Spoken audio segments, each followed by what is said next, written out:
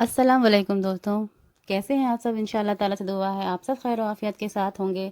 आज का हमारा टॉपिक है वक्फ संशोधन बिल।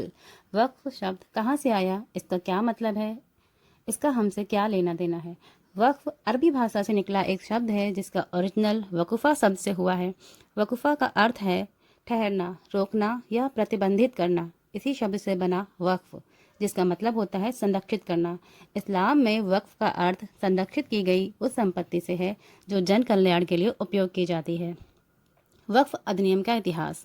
साल 1913 में वक्फ बोर्ड को औपचारिक रूप से ब्रिटिश सरकार ने शुरू किया था और बाद में साल 1923 में वक्फ एक्ट बनाया गया जिससे इसे कानूनी आधार दिया। हालांकि यह तब सिर्फ व्यक्तिगत स्तर पर था, जहां लोग गरीबों की मदद, शिक्षा या धार्मिक कामों के लिए अपनी संपत्ति दान करते थे। मौजूदा वक्फ बिल अधिनियम कब बनाया गया? आज़ादी के बाद पहली बार साल 1954 में वक्फ अधिनियम संसद में पारित किया गया था। साल 1995 में इसे एक नए वक्फ अधिनियम से बदला गया जिसने वक्फ बोर्ड को और ज्यादा शक्ति दी। ताकत बढ़ने के साथ अतिक्रमण और वक्फ संपत्तियों के अवैध पट्टे और बिक्री की शिकायतें भी बढ़ गईं। साल 2013 में अधिनियम में संशोधन किया गया जिससे वक्फ बोर्डों को मुस्लिम दान के नाम पर संपत्तियों का दावा करने के लिए असीमित अधिकार दिए। संशोधन ने वक्फ संपत्ति की बिक्री को भी असंभव बना दिया। केंद्र सरकार पर निशाना साध रहा है, नीयत पर भी सवाल उठा रहा है, जब असल में ये सारे वो सवाल हैं जो कहीं ना कहीं मुस्लिम समाज की कुछ परेशानियां भी हैं। यहाँ सरल शब्दों में जानने की कोशिश करते हैं कि वक्फ अमेंडमेंट बिल 2025 को लेकर 5 बड़ी परेशानियां क्या हैं।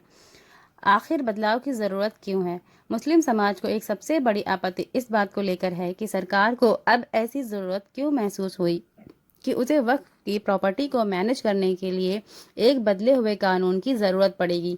कई मुस्लिम विचारकों से इसे सरकारी हस्तक्षेप के रूप में देखा जा रहा है। यहाँ तक कहा जा रहा है कि ऐसा कर सरकार मुस्लिम के अधिकारों को कम कर रही है। वक्फ बिल को लेकर मुस्लिम समाज में कुछ लोगों का मानना है कि अब सरकार तय करेगी कि आखिर कौन सी प्रॉपर्टी वक्फ है और कौन सी नहीं। इसके ऊपर सरकार द्वारा लगाए गए बिल का सेक्शन 40 कहता है कि वक्फ बोर्ड इस बात का फैसला लेगा कि किसी ज़मीन को वक्फ का माना जाए या नहीं। अब यहाँ पर विवाद इस बात को लेकर है कि अब यह फैसले लेने की ताकत किसी वक्फ ट्रिब्यूनल के पास न होकर डिस्ट्रिक्ट कलेक्टर के पास होगी। वक्फ बाय यूजर क्लॉज हटाने की बात। वक्फ जमीनों को लेकर जो पुराना कानून था वो कहता था अगर कोई जमीन लंबे समय से वक्फ द्वारा ही इस्तेमाल की जा रही है तो उसे वक्फ का माना जा सकता है। तब अगर ज़रूरी कागजात नहीं भी होते थे तब भी उस ज़मीन को वक्फ का मान लिया जाता था। लेकिन अब जब यह बिल लाया गया है इसमें शब्द को ही हटा दिया गया है। इससे होगा यह कि अगर कोई प्रॉपर्टी वक्फ की नहीं है तो उसे संदिग्ध माना जाएगा। यह तर्क नहीं दिया जा सकेगा कि क्योंकि पहले ये ही इस प्रॉपर्टी पर वक्फ का काम कर रहा था तो इस पर अधिकार भी उनका ही रहेगा। गैर मुस्लिम की वक्फ बोर्ड में एंट्री। वक्फ ट्रिब्यूनल ने पहले सिर्फ मुसलमान समाज का कोई शख्स ही सीईओ के पद पर बैठ सकता था, लेकिन जो नया बिल सरकार ने पेश किया है उसमें कहा गया है कि गैर मुस्लिमों को भी सीईओ बनाया जा सकता है।